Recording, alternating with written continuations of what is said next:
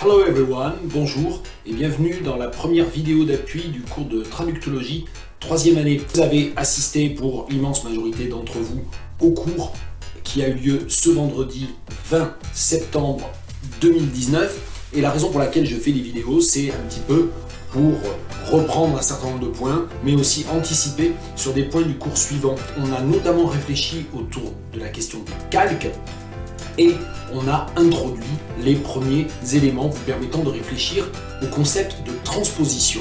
Les calques, on l'a vu en cours, si je dis « ma chemise a vu des jours meilleurs », en fait, en anglais, ça peut se traduire par « my shirt has seen better days », soit un quasi-calque, c'est-à-dire que on a changé très peu de choses dans le passage du français à l'anglais. My, chemise, shirt, a vu, has seen, des jours meilleurs, better days, et c'est là où éventuellement il y a 2-3 petites choses qui se passent, qui sont liées bien sûr à la structure propre de la langue cible.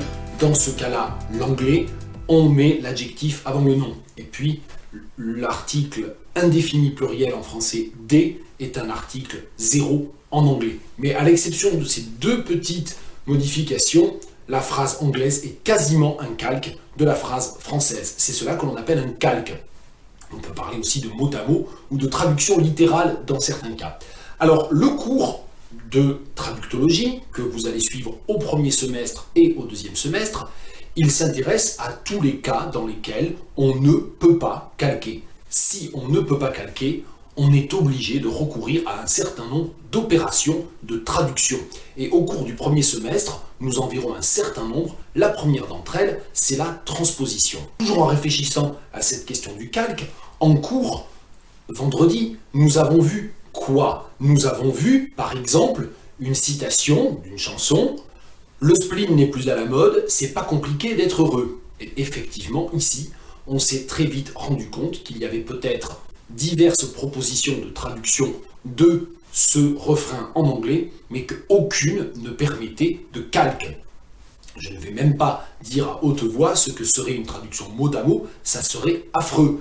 Le spleen, spleen, on va effacer le déterminant ou l'article, pour un certain nombre de raisons sur lesquelles nous reviendrons, et notamment quand nous parlerons de l'effacement d'ici quelques semaines, n'est plus à la mode, is no longer fashionable, et ce que nous avons vu en cours, c'est que le syntagme prépositionnel à la mode, ici en anglais, se traduisait a priori assez bien au moyen d'un adjectif. Et donc nous avons vu une de nos premières transpositions à la mode, fashionable, transposition du syntagme prépositionnel en adjectif. Pour ce qui est du deuxième vers, c'est pas compliqué d'être heureux, une des propositions, on va dire, majoritaires, qui sont normalement de l'ordre de l'automatisme pour vous. Et attention, je précise bien, il n'y a rien de spontané dans la traduction. Si vous savez qu'on traduit « good morning » par « bonjour », ça n'est pas spontané, c'est acquis.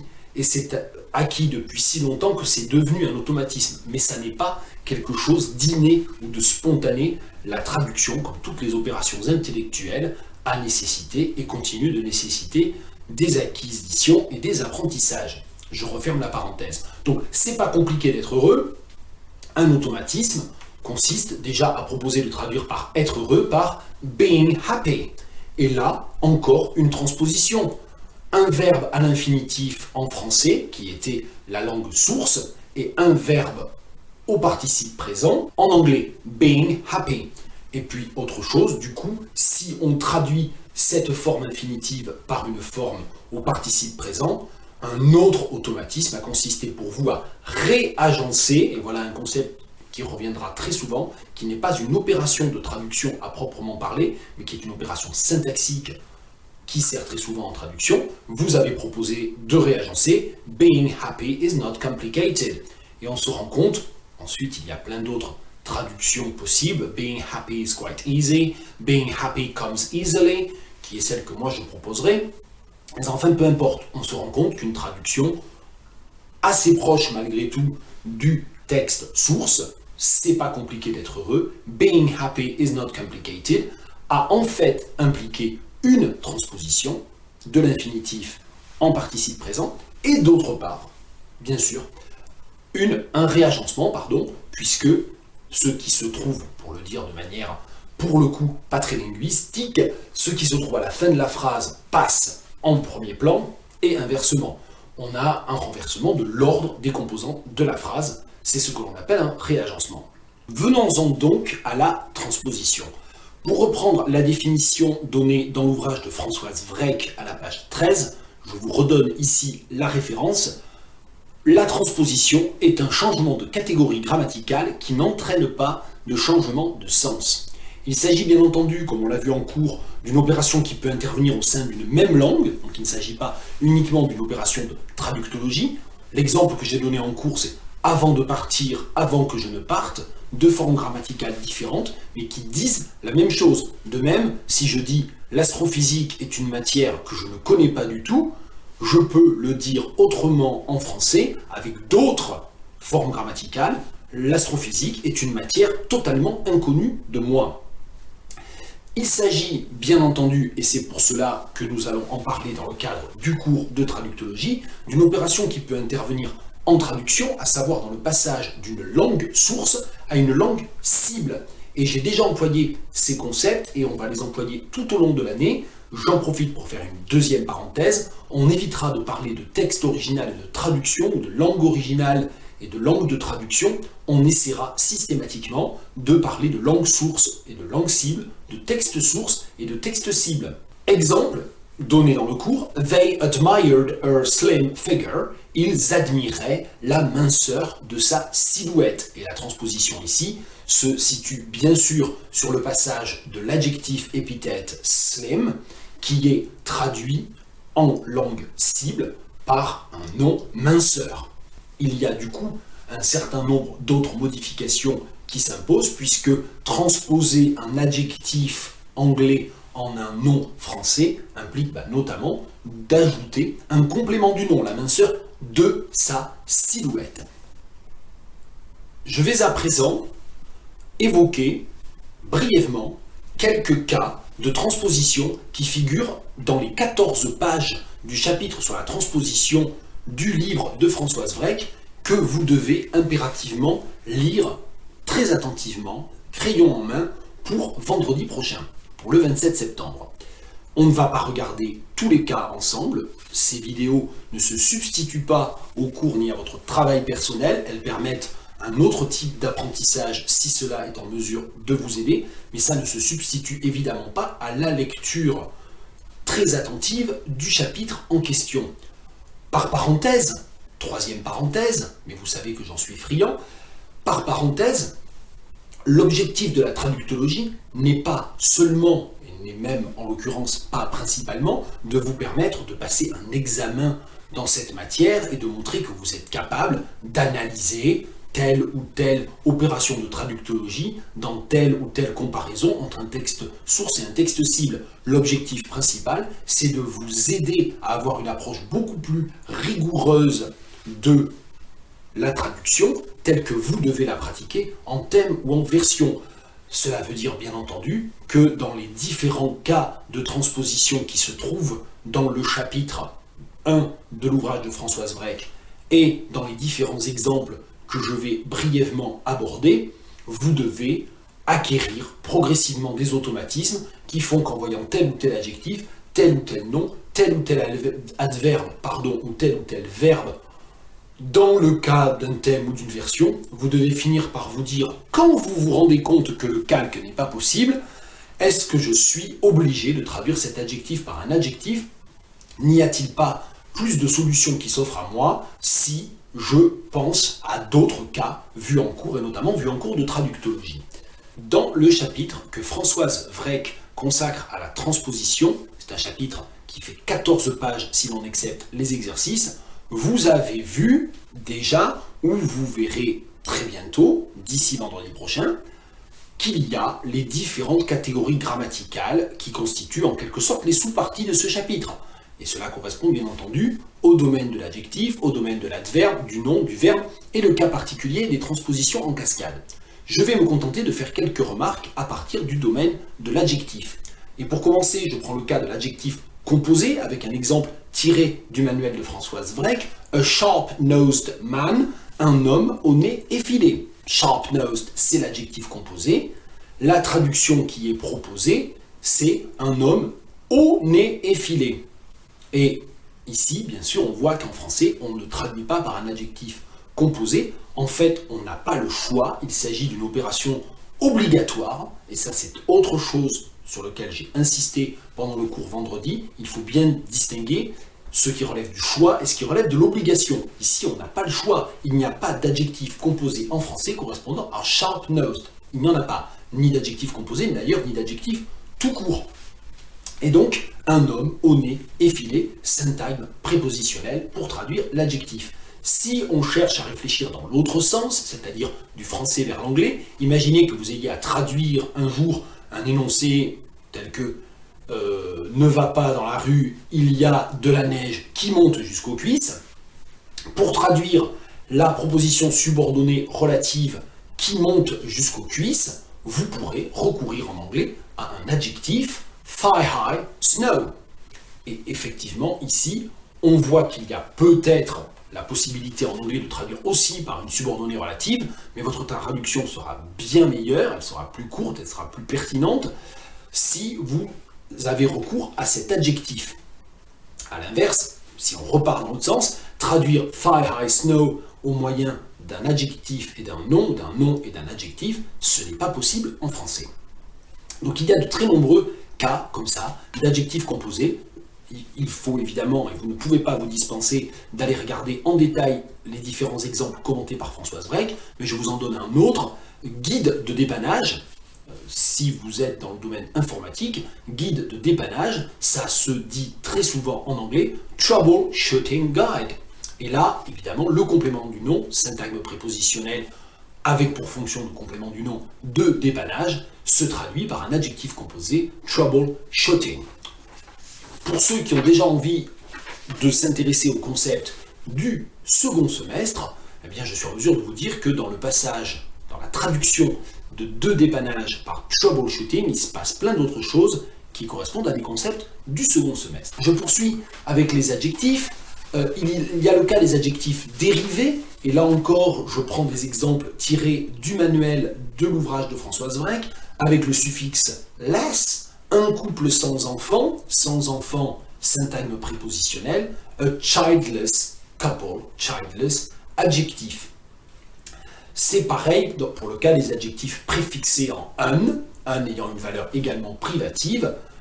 Dans un certain nombre de cas, vous devez, quand vous traduisez ces adjectifs de l'anglais vers le français, ne pas vous restreindre aux adjectifs avec un préfixe privatif. Et très souvent, vous avez des problèmes de traduction, voire vous inventez des mots et vous avez des barbarismes sanctionnés en marge, parce que vous partez sur des adjectifs en un, en a, etc. Alors qu'en fait, très souvent, une transposition vous aurait sauvé la mise. Unpaid leave, exemple là encore tiré de l'ouvrage de Françoise Vrek, congé sans solde. Et si vous traduisez par congé impayé ou congé non payé, eh bien c'est une mauvaise traduction parce que ça ne se dit pas en français. Et ça ne se dit pas au point, effectivement, cela peut entraver la compréhension de votre co-énonciateur, de votre interlocuteur. Autre exemple encore d'adjectifs, les adjectifs relationnels, ce qu'en anglais on appelle les classifying adjectives. Et Françoise Vrek, à la page 18, donne un certain nombre d'exemples. J'en ai choisi un seul.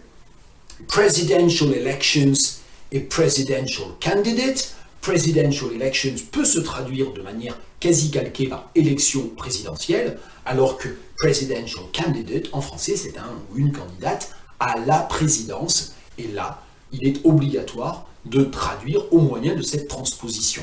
Qu'est-ce qui fait que l'adjectif presidential, qui est totalement identique dans les deux expressions en anglais, donne lieu à deux traductions différentes, l'une calquée et l'autre dans laquelle le calque est impossible. Eh bien, il s'agit du problème des collocations. Collocation avec deux L, c'est le fait qu'une expression existe dans une langue et pas dans une autre, c'est-à-dire une suite de mots. Ça veut dire ici qu'effectivement, presidential tout seul peut se traduire par présidentiel, candidate tout seul peut se traduire par candidat.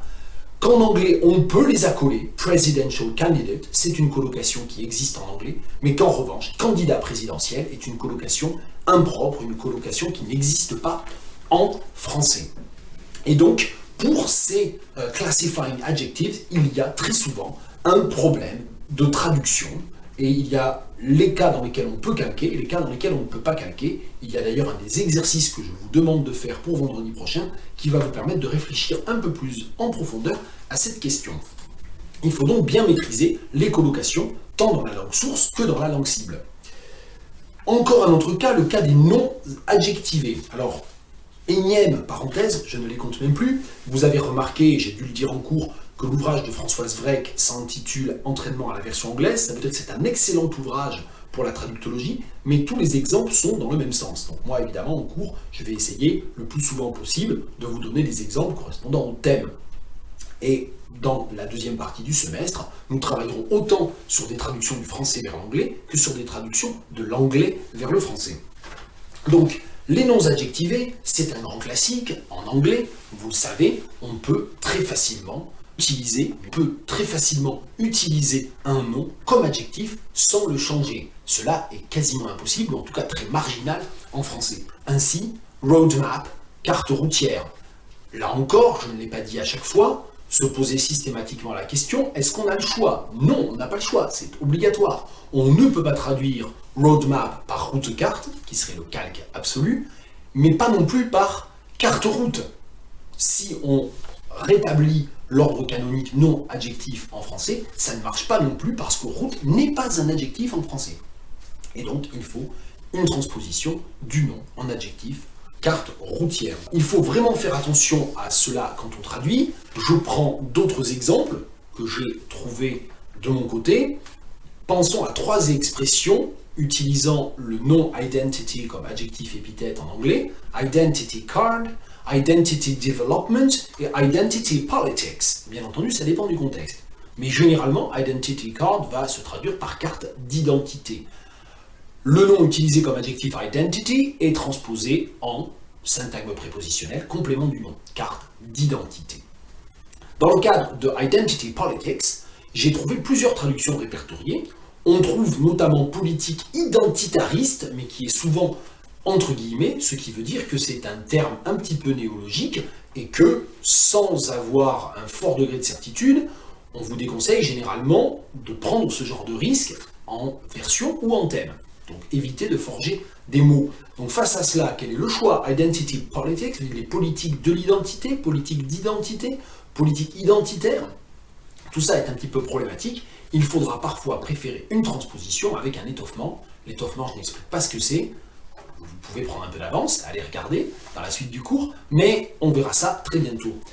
Politique qui se concentre sur les questions d'identité. Donc ici, le nom utilisé comme adjectif identity dans le cas de identity politics, je propose une transposition en proposition subordonnée relative. Identity development se traduit, dans le cadre de la psychologie, soit par développement identitaire, et là encore transposition en adjectif, ou par développement personnel.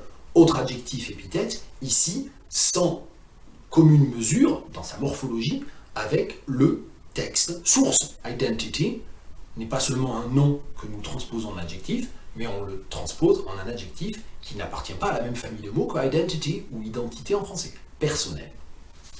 Donc le contexte et les colocations sont absolument essentiels pour bien traduire. Je vous laisse travailler entièrement par vous-même le cas des adverbes, le cas des verbes, qui sont très importants, donc ne négligez pas ça. Je vous ai un petit peu montré la voie, ou du moins je l'espère, dans cette vidéo. Je pense que si vous n'avez pas pu assister au premier cours, cette vidéo vous permettra un petit dépannage, permettra de vous mettre le pied à l'étrier. Et si vous avez assisté au cours, eh bien, j'espère que cette vidéo aura servi de point de récapitulation sur ce qu'on a vu, et puis de point d'accroche sur ce que vous avez à faire pour le deuxième cours. Je termine juste avec une petite précision sur les transpositions en cascade. Les transpositions en cascade, qui se disent chain transpositions en anglais, et finalement tous les cas dans lesquels, parce qu'on a dû effectuer une transposition, il y a un mot dans un texte source qu'on ne pouvait pas traduire par son équivalent grammatical strict en langue cible, parce qu'on a dû effectuer une transposition, on se trouve contraint d'effectuer d'autres transpositions dans la foulée, en quelque sorte. Et je reprends un exemple de Françoise Vrech. We can do no more until we see how things develop. Et elle propose la traduction suivante. Nous ne pouvons faire plus avant d'avoir vu la tournure des événements. Et ici, ce qui se passe, c'est que le until we see, qui est une subordonnée de temps, est traduit par avant d'avoir vu, c'est-à-dire un syntagme prépositionnel avec un verbe à l'infinitif, et donc on a une première transposition d'une forme avec un verbe conjugué, en anglais, langue source, qui est transposée au moyen d'une tournure infinitive en langue cible en français. Until we see, avant d'avoir vu. C'est cette première transposition qui entraîne une transposition supplémentaire, how things develop, qui est ici une proposition subordonnée interrogative indirecte, qui est traduite par la tournure des événements, c'est-à-dire en fait par un syntagme nominal, la tournure des événements. Et dans ce syntagme nominal, il y a un nom qui est la tête, il y a un complément du nom. How things develop, et bien du coup si on regarde, du fait que une proposition subordonnée avec un verbe conjugué est transposée en syntagme nominal, ça implique qu'à l'intérieur de cette subordonnée, troisième transposition, on est toujours dans les transpositions en cascade, develop, le verbe conjugué, dont things est le sujet, est transposé en nom, tournure.